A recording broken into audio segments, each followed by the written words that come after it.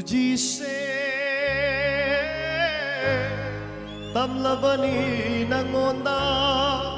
nung si kudol oina haydok lunu kanada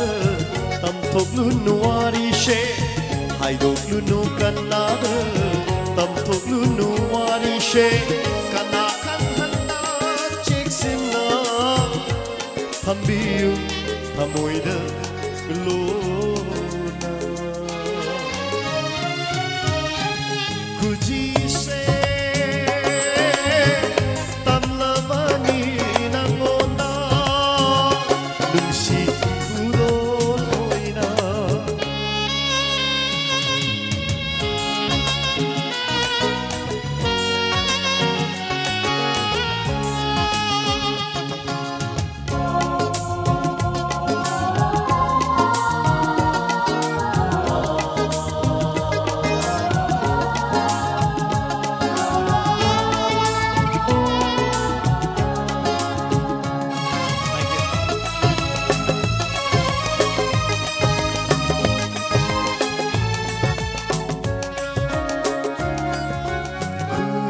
Shina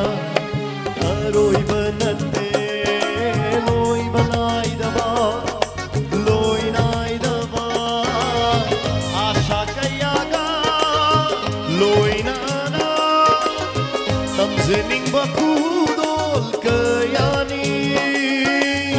namgani thawai shu biba kudol oina nago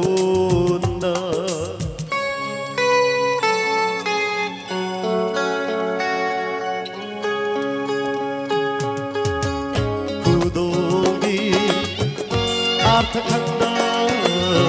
Laushindidrava Arigumba Wail Horani Tamoishina Mikukuri Nangi Yaipanabata Kaliba Unshishina